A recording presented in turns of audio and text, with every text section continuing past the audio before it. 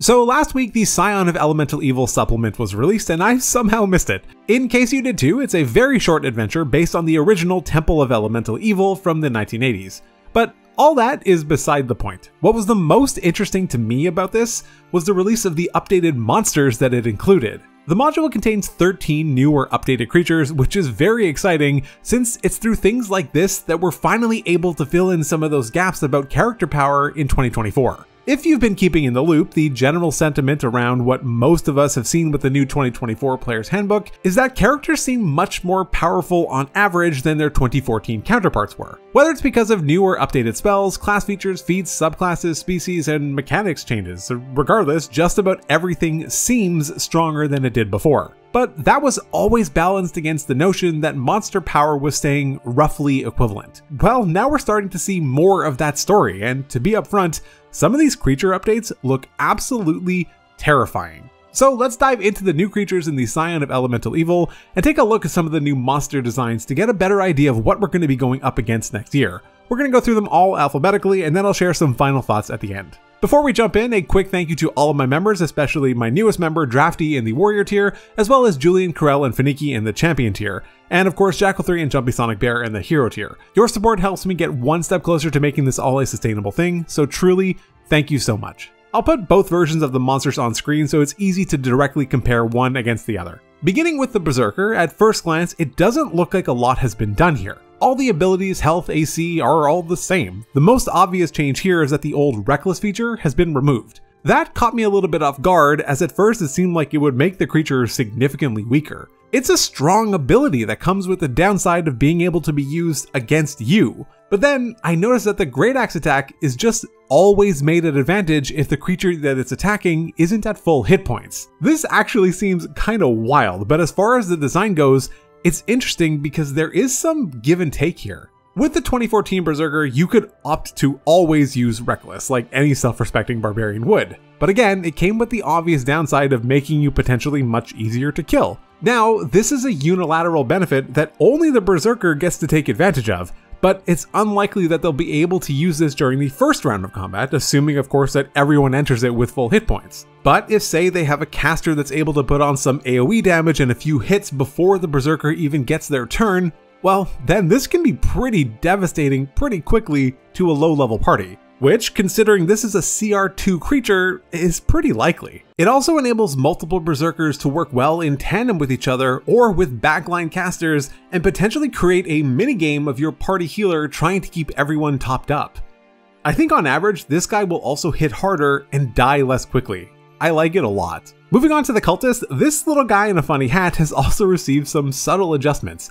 He's no longer proficient in religion and only speaks common, so there's that. But more importantly, its Dark Devotion trait, which gave it advantage on saving throws against being charmed or frightened, has been removed. Now, this is a CR 1/8 creature, so did it really need that to begin with? I don't know. Design-wise, I think it was interesting that they had it, as it creates this kind of cool flavor, as typically cultists tend to worship some crazy stuff, but I feel as though this didn't come into play all that often anyway. What's more interesting is the main attack. The scimitar has changed to a ritual sickle.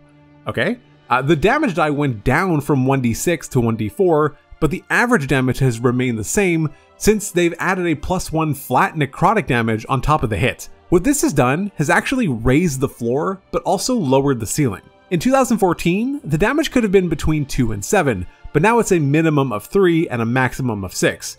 However, it's worth noting that a guaranteed 1 of that is necrotic, of course assuming you hit. What I like here is that despite the fact that the necrotic damage is a very small number, it is exposing players at an incredibly early stage to the fact that there are different damage types in the game, and they can come from just about any type of creature. It makes damage resistance feel more valuable and can make fights more deadly and interesting as well, by choosing to maybe use more spells to confer a resistance or other defensive bonuses. This is another great change. Next is the Cultist Fanatic, which took me a while to find because I could have sworn that it existed in 5e. I played Dragon of Icespire Peak plenty of times, but then searching Cultist didn't show anything on D&D Beyond. Anyway, I did eventually find it, and it looks like this one has also received a slight name change. It used to be the Cult Fanatic. So this guy's had a huge hit point bump from 33 up to 44, which is quite significant. And their wisdom and charisma scores have been flipped here. but those are some minor changes compared to what else is going on here. As far as attacks go, the dagger has been swapped for the Pact Blade, which deals more damage on hit, averaging 9, including 3 necrotic damage, but notably has removed multi-attack, so some flexibility has been lost as well. On top of that, it's no longer a thrown weapon. This was probably rarely used anyway, but it is worth mentioning that the variety of attacks that you could have made has changed. As noted though, the attacks do hit slightly harder on average, and again, I love that they've included necrotic damage here as well. The other very interesting change here comes with spellcasting. Since they swapped the Fanatic's Wisdom and Charisma scores, their spell save DC has also increased from 11 to 12, which can be a very big deal at early levels. Now, they have lost the ability to cast some spells. Inflict Wounds, Sacred Flame, and Shield of Faith are all gone, which is kind of a bummer, except for Inflict Wounds, it kind of blows anyway. It's worth noting though that Spiritual Weapon has been moved into the bonus action section, which makes sense as it is a bonus action spell, but something to remember is the new spellcasting rules as well. Now, in 2024, you can only cast one spell with a spell slot on a turn. Per day spells, just like they are for player characters, are not spell slots. So this means that on the same turn that the Fanatic casts Spiritual Weapon, they can also cast Command if they wanted to, or even Hold Person, but obviously that would drop concentration on Spiritual Weapon. In 2014, the only spell that they would have been able to cast would have been Sacred Flame. So while they lose some flexibility in the form of fewer spells, they do gain some slightly different ways to spend their actions in combat. This one feels like kind of a mixed bag to me. I think on average, I prefer the 2024 block, and I also think it'll probably put up a better fight. Moving on to the Fire Elemental, this one also got some big changes. This time we see a hit point decrease from 102 to 93, but few other changes to its defensive stats, except that its resistance to bludgeoning, piercing, and slashing damage from non-magical attacks has removed the non-magical attacks portion, which can be a big deal and is likely why we saw the hit points drop. We also see that it has been given vulnerability to cold damage, which it did not have before, and is very cool to see. I've spoken at length in many videos about how I wish the design team would experiment and play more with damage vulnerabilities, and here we're seeing at least one change be made. You'll love to see it. It also does have that same water susceptibility trait that it used to, but the damage here has been changed from just a flat 1 to 1d6. The Fire Form feature has been slightly refined into two separate features, Fiery Aura and Fire Form. Fiery Aura now makes it so that getting the damage is no longer dependent on the Fire Elemental being hit by a melee attack. Instead, when it ends its turn within 10 feet of any creature, those creatures take fire damage. This is a subtle but impactful change, and also adjusts the dynamics of a fight in a big way. It encourages the elemental to either move around, and for the party to split up. It puts a little bit more agency on the fire elemental to impact the other creatures, rather than just having party members use range attacks instead. The fact that they increase the aura size is also a great addition. I love this move. The touch attack has been renamed to Burn, though the damage of it has not changed. What has changed is the burning effect that it applies, and has actually been given the keyword of burning as defined in the 2024 Dungeon Master's Guide, which is pretty cool. The damage has been reduced though, as burning is now a general 1d4 rather than the 1d10 that the creature used to apply. I love the new Fire Elemental. I think it lends itself to a much more interesting encounter than before. Next is the Grey Ooze. Most of the stat block has remained unchanged. The Corrode Metal trait has been changed to Corrosive Form, and no longer applies that cumulative -1 to damage rolls. It now instead deals back 1d8 acid damage, which is again nice to see more elemental damage coming in more places. The overall average damage of the Pseudopod attack has decreased, but is now entirely acid damage rather than being split between bludgeoning and acid. In many cases, this probably nets the same result. The cumulative -1 to AC penalty though has remained here, and interestingly offers a way to recover from it. If the wearer of the armor takes the Utilize action and succeeds on a DC 15 dexterity check using Tinker's tools, they can repair their armor during their turn. I think this is so cool because it not only gives an interesting and built-in use for different tools, but it also lets the wearer decide if they wanted to sacrifice their action to have a chance to succeed. DC 15 is still fairly high, and especially at an early level, so it's a really interesting give and take. Next is the Incubus, which got some big changes.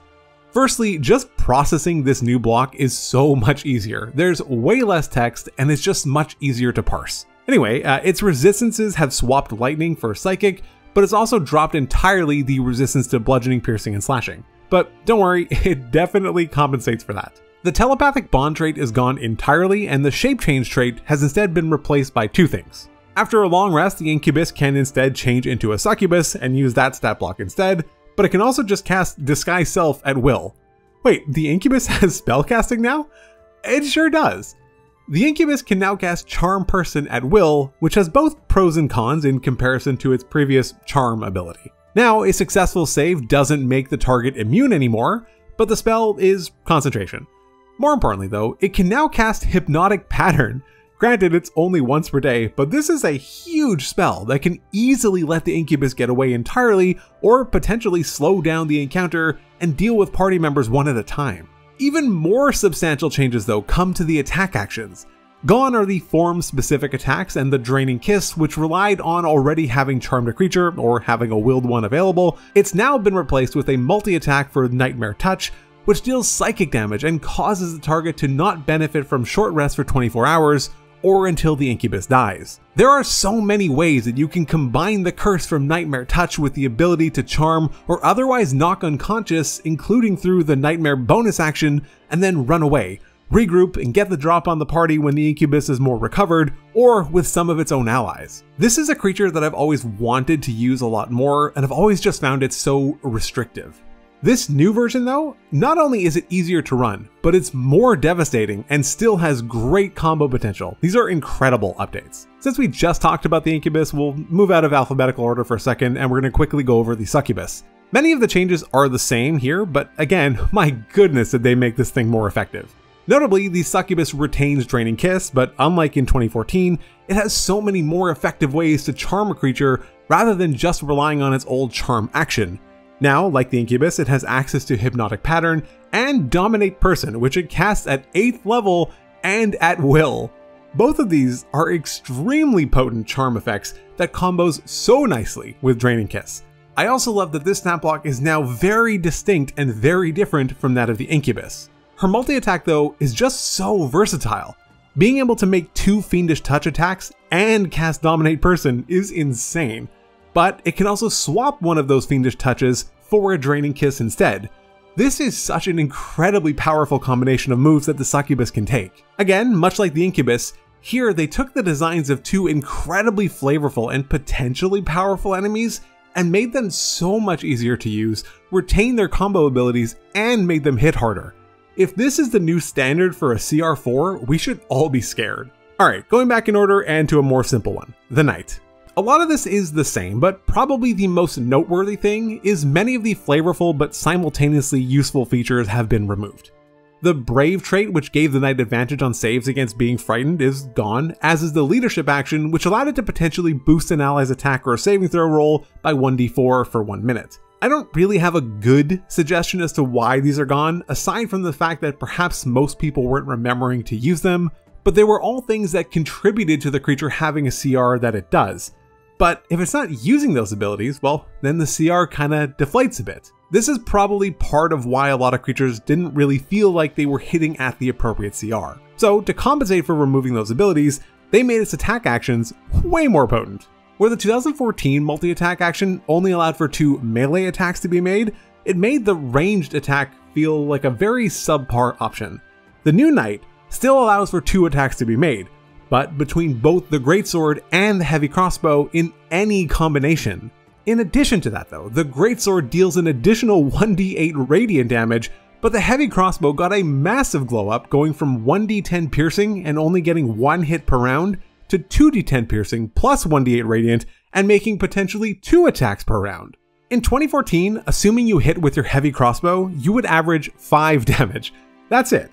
Now, again, assuming both attacks hit, you're averaging 30 damage, 8 of which is Radiant. The Radiant on its own is more than the entire attack would have been in 2014. That's insane, especially for a CR3 creature. So yes, while some of those extra abilities are gone, they have more than made up for it.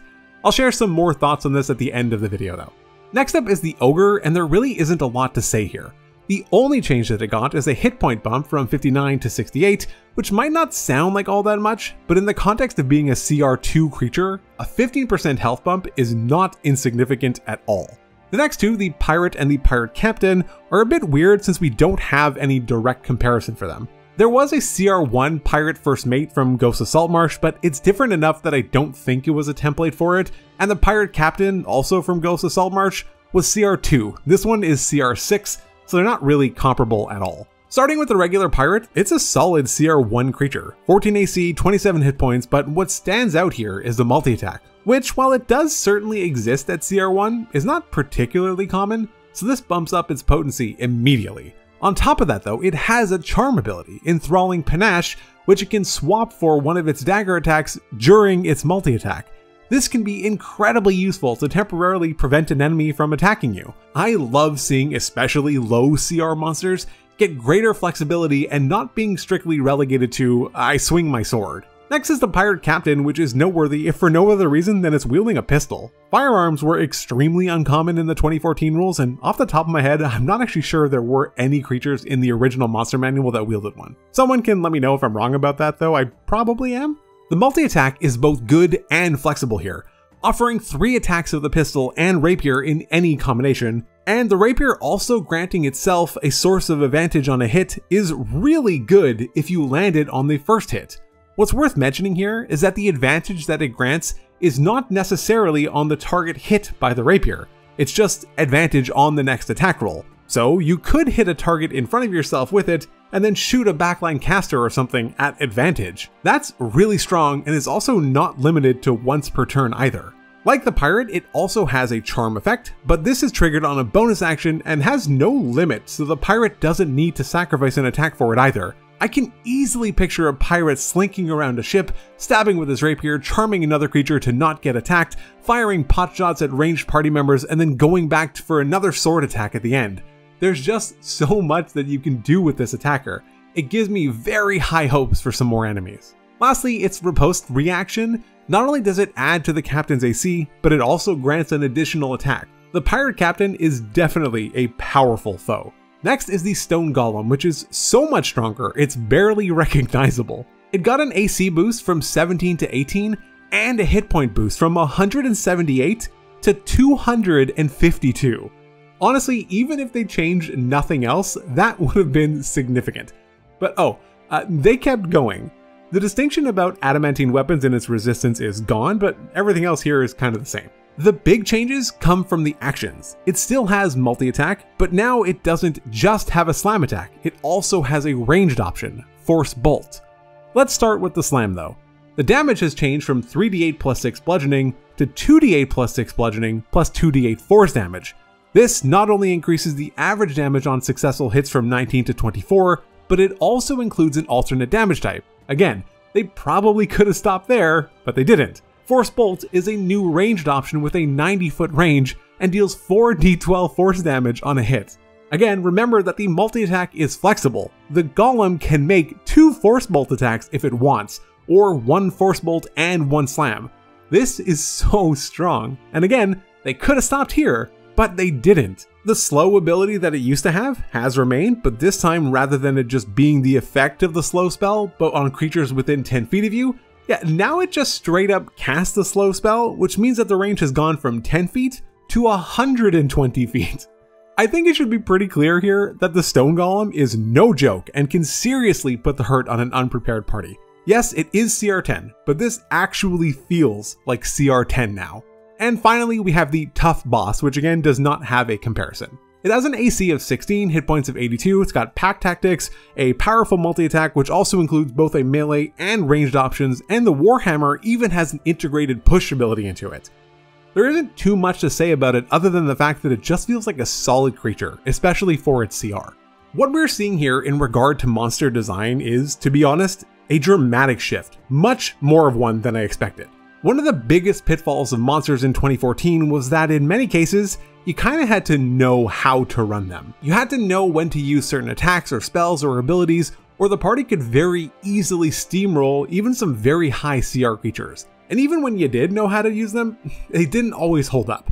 This has often led to situations with underwhelming boss fights, which can be very disappointing to experience, both from the DM and player perspective. This got significantly better after Monsters of the Multiverse, which changed a lot about monster design. It made it much easier to know what the best thing was to do and to hit the hardest, but this now just goes one step farther. It's now easier than ever to know exactly how to run a creature, and the DM is given so much more flexibility in what they can do. The creatures here are just so much more interesting. Multi-attacks are more dynamic, given that you can basically always interchange different types of attacks with it, and sometimes even spells. Combos within blocks have been made much simpler to both identify and execute, and action economy has been expanded for many creatures through the inclusion of more bonus actions and reactions and swapping of your multi-attacks. Attacks hit harder on average, and very often include different damage types, which is something that I love to see. Some may not be aware, but I've actually gone through every single 2014 stat block from every adventure and campaign setting, and I made a video about the deadliest creatures for each CR.